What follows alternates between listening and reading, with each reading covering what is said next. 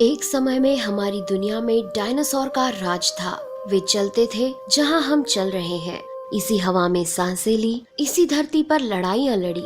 इन दैत्याकार बड़े विचित्र डायनासोर ने करीब 14 करोड़ सालों तक इस धरती पर राज किया। इन डायनासोर की कई हजार प्रजातियां थी। इनमें से कुछ शाकाहारी थे, कुछ मांसाहारी, तो कुछ डायनासोर बहुत ही शांत स्वभाव के थे। वहीं कुछ डायनासोर बहुत ही हिंसक और खतरनाक थे।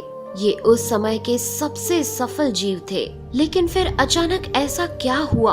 आखिर वह कौन सी घटना थी जिसने इनका नामो निशान ही मिटा दिया? इसे जानने के लिए हमें करोड़ों साल पीछे जाना होगा और डायनासोर्स के उस अंतिम दिन को करीब से देखना होगा। तो आइए चलते हैं आज से 65 मिलियन साल यानी कि 6 करोड़ 50 लाख साल पीछे।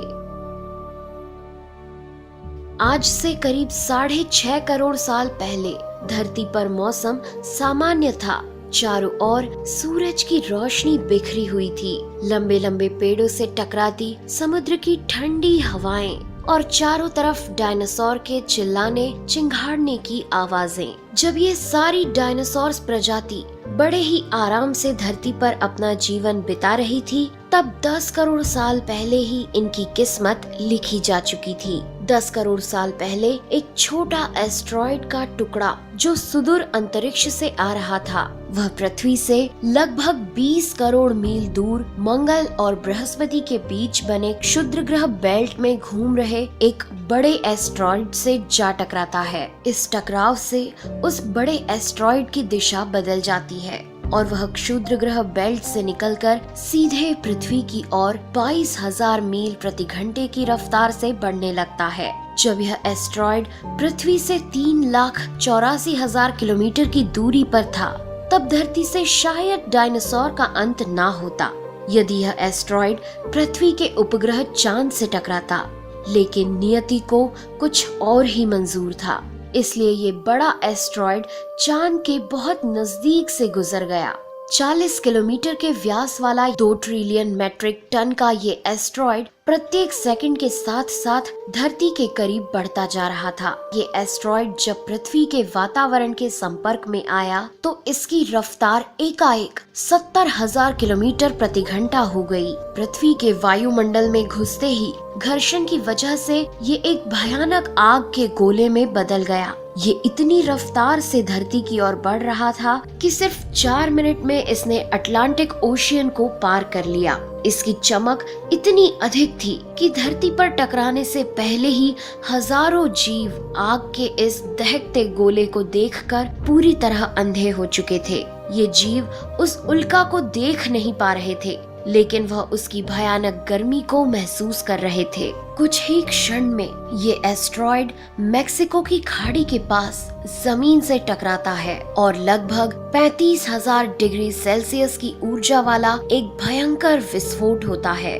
इस टकराव का विस्फोट लगभग 10 हाइड्रोजन बम के विस्फोट के बराबर था। ये विस्फोट इतना शक्तिशाली था कि इसके टकराते ही धरती की लाखों टन धातु अंतरिक्ष में चली गई। टकराव वाली जगह पर 180 किलोमीटर चौड़ा और 20 किलोमीटर गहरा गड्ढा बन गया। विस्फोट के कारण इस गड्ढे का सारा मेटल और पत्थर आसमान में धूल के बड़े बादल में बदल गए। 16 मिनट 40 सेकंड बाद जमीनी टकराव की वजह से धरती के अंदर चारों ओर 11.1 तीव्रता की भूकंपीय तरंगे उठने लगी। इस वजह से समुद्र में विशालकाय लहरों का निर्माण हुआ और एक के बाद एक सुनामी की लहरें चारों तरफ बढ़ने लगी। भूकंपीय तरंगों ने सभी सक्रिय ज्वालामुखियों को दहका दिया, जिसके कारण जगह जगह डायनासोर का विनाश शुरू हो गया। धरती के महाविनाश की प्रक्रिया आरंभ हो चुकी थी। इस भयानक विस्फोट में रेडिएशन की मात्रा इतनी बढ़ गई कि इसके 800 किलोमीटर के दायरे में आने वाले सभी जीव जलकर पूरी तरह राख के ढेर में बदल गए थे। इस महाविनाश में उड़ने वाले डायनासोर इन जमीनी खतरों से तो बच निकले, लेकिन ये तो महाप्रलय की बस शुरुआत मात्र थी। विस्फोट की वजह से जो लाखों टन मेटल, पत्थर और धूल अंतरिक्ष में गया था, वह ग्रेविटेशनल पुल के कारण ठीक 40 मिनट बाद आग के गोले के रूप में पूरी धरती पर बरसने लगे। साथ ही धूल का एक बहुत बड़ा तूफान 6000 किलोमीटर प्रति घंटे की रफ्तार से पृथ्वी के दूसरी तरफ मौत लेकर आ रहा था। ये धूल के बादल कई किलोमीटर मोटे थे, जिसकी वजह से धरती पर सूरज की रोशनी का पहुंच पाना असंभव हो गया। गर्म हवाओं का तापमान 100 डिग्री सेल्सियस से ज्यादा हो जाने के कारण धरती पर पेड़ पौधों की लगभग सारी आबादी जलकर खाक हो गई थी। विस्फोट के 90 मिनट बाद धरती का तापमान 200 डिग्री सेल्सियस तक बढ़ गया। इसकी वजह से जो डायनासोर विस्फोट के इलाके से कोसों मील दूर थे, वे भी इस गर्मी से बच नहीं पाए। इस महाप्रलय से धरती की कुल 90% प्रजाति पूरी तरह खत्म हो गई थी और जो 10% जीव धरती पर बच गए थे, उनमें से भी सिर्फ वही जीव जिंदा रह सके जिनका वजन 30 किलोग्राम से कम था। इसका कारण ये था कि इस महाप्रलय में लाखों की संख्या में जीव मारे जा चुके थे और पेड़ पौधों की सारी आबादी भी जलकर राख हो चुकी थी, जिसके चलते यहाँ जो बड़े और विशालकाय जीव जीवित बच गए थे, उन्हें भरपूर मात्रा में खाना पीना ना मिल सका। लेकिन ये महाप्रलय किसी अन्य जीव के लिए फायदेमंद साबित होने वाला था। डायनासोर्स का अंत एक नई प्रजाति के लिए सुनहरा अवसर लेकर आया। ये प्रजाति थी मैमल्स की। मैमल्स यानी स्तनधारी जीव। इन्होंने खुद को इस महाविनाश से बचा लिया था। अत्यंत गर्मी से बचने के लिए ये जमीन के अंदर रहने लगे थे और जिंदा रहने के लिए इन्होंने सब कुछ खाना शुरू कर दिया। इतने बड़े महाप्रलय के गुजरने के बाद धरती फिर से सामान्य हो गई थी। सतह पर फिर से नए पेड़ पौधे उगने लगे थे और धरती पर जो 5% जीव बच गए थे, उनमें एडाप्टिव रेडिएशन की प्रक्रिया से बहुत सारी नई प्रजातियां जन्म लेने लगी। इयोसीन इपोक में 5.5 करोड़ साल पहले बंदर जैसी प्रजातियां आई। इनकी आंखें सर में आगे की तरफ थी। इसी काल में प्राइमेट्स के सर के अंदर एक महत्वपूर्ण इवोल्यूशन हुआ। इनकी स्पाइनल कॉर्ड को मस्तिष्क से जोड़ने वाला छेद, जिसे फोरमेन मैग्नम कहते हैं, वह स्कल के पिछले हिस्से के बेस से सेंटर की तरफ शिफ्ट होने लगा। यानी कि अब जो प्रजाति आई, वह सीधे खड़े होकर चलने में सक्षम थी। आज से 4.7 करोड़ साल पहले धरती के वातावरण में लगातार बदलाव होने शुरू हुए। धरती के टेक्टोनिक प्लेट्स में हलचल हुई, जो धरती के 2 बड़े महाद्वीपों को एक दूसरे के पास ले गई। ये वही भूभाग है जहां आज हम भारतीय रहते हैं। ये है इंडिया, जो एशिया महाद्वीप की ओर तेजी से बढ़ रहा था। इन दोनों महाद्वीप के आपस में टकराने की वजह से हिमालय जैसी पर्वतमालाएं खड़ी होने लगी। यह वही पर्वतमाला है जिसे आज हम जानते हैं दुनिया की सबसे ऊंची चोटी माउंट एवरेस्ट के नाम से। ये पर्वतमालाएं इतनी ऊंची थी कि इससे मौसम का पैटर्न बदलने लगा, जिससे पृथ्वी ठंडी होने लगी। इस पर्वत श्रृंखला से गिरने वाला बर्फ आगे चलकर कई नदियों का निर्माण करने लगा। यह वही नदियां हैं जिससे आज हमारी आधी से ज्यादा आबादी को पीने का पानी मुहैया होता है। ओलिगोसीन इपोक में 3 करोड़ साल पहले ग्लोबल कूलिंग हुई। घास के मैदान बढ़ने लगे और जंगल घटने लगे। तब ऐसे जानवर विकसित हुए जो खुले मैदान में रहने के लिए उपयुक्त थे और इन्हीं में दूसरे जानवरों को खाने वाले जानवर भी विकसित होने लगे।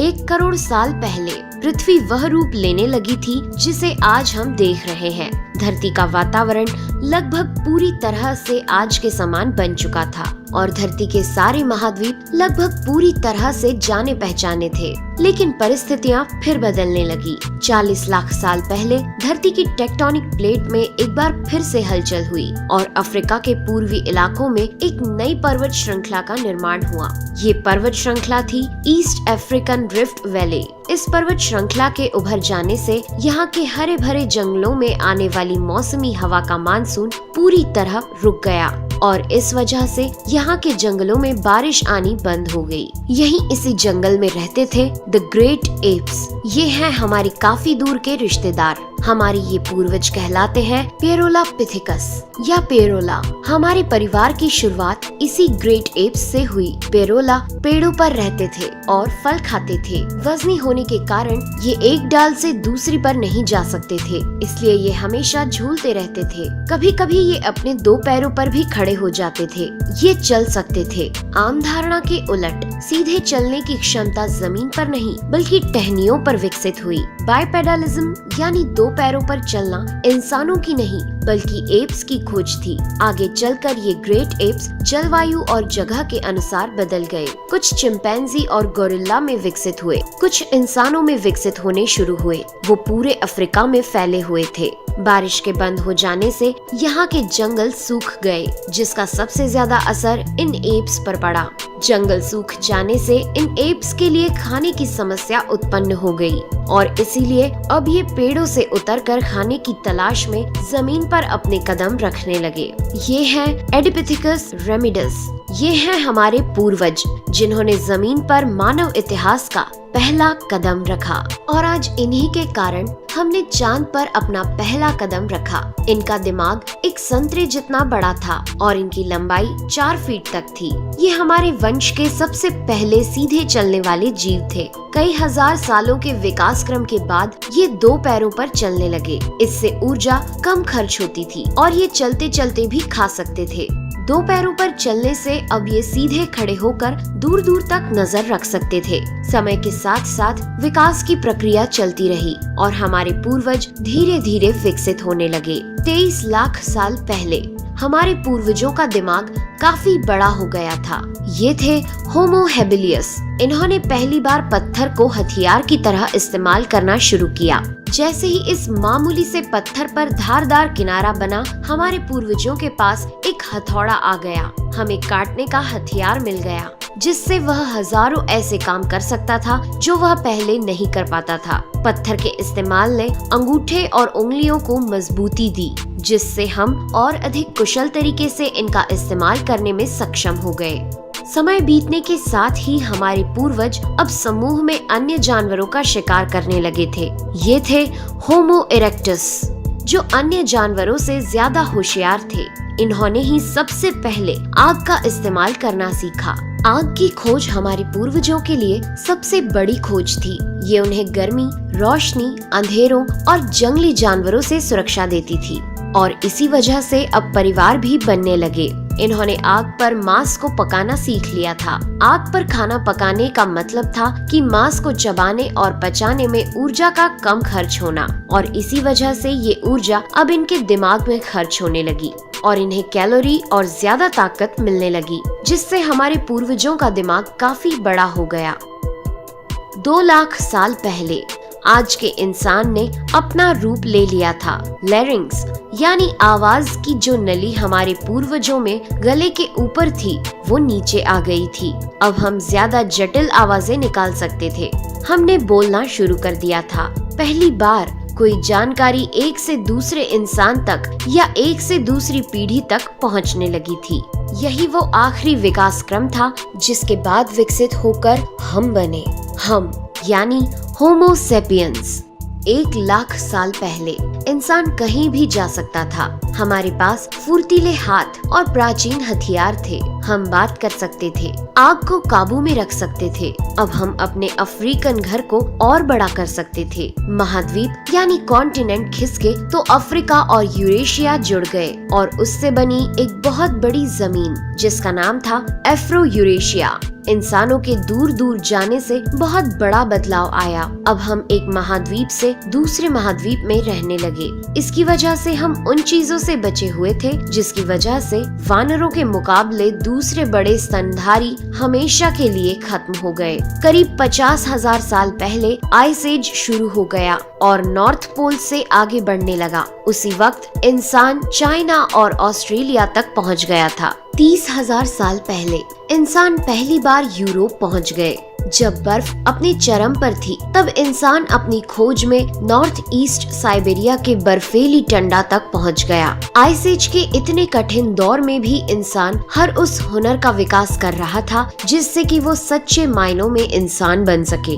हमने खुद को उस माहौल में ढाल लिया, हम ज्यादा समझदार हो गए। उसके बाद हमने पूरी दुनिया में अपनी बस्तियां बसा ली। समुद्र किनारे से पहाड़ की चोटियों तक, हरे भरे मैदानों से लेकर पथरीले इलाकों तक हर जगह इंसान थे। हमारा हुलिया, त्वचा, बाल और आँखों का आकार जलवायु और जगह के अनुसार बदल गया। हमने अपनी आवश्यकता के हिसाब से खेती शुरू की और जानवरों को पालना शुरू कर दिया। हमने कस्बों और शहरों का निर्माण शुरू किया। उसके बाद हमारी सभ्यता और संस्कृति का जन्म हुआ। हमने विज्ञान और गणित का इस्तेमाल शुरू किया जिससे हमें भविष्य में जाने के लिए ऊर्जा और तकनीक मिली। ये है हमारा समय। अब हम पूरी तरह विकसित हैं। हमारे जैसा इस धरती पर अब कोई जीव नहीं। आज हम जानते हैं कि हम कौन हैं, कहां से आए हैं, लेकिन ये तो बस शुरुआत है। अभी हमारा सफर खत्म नहीं हुआ है। हमें अभी और आगे जाना है, आने वाली चुनौतियों का सामना करना है और खुद को और विकसित और आधुनिक बनाना है। दोस्तों, आज के एपिसोड में बस इतना ही। वीडियो अच्छा लगा हो तो प्लीज लाइक करें और चैनल को सब्सक्राइब कर हमारा सपोर्ट जरूर करें। यदि आप नए हैं तो इस चैनल पर हमारे बाकी वीडियोस भी विजिट जरूर करें। साथ ही सब्सक्राइब कर नोटिफिकेशन बेल को भी ऑन कर लें। मैं हूं आपकी दोस्त नेहा आगरकर। फिर से मिलेंगे एक नए एपिसोड में। तब तक के लिए दीजिए इजाजत। नमस्कार।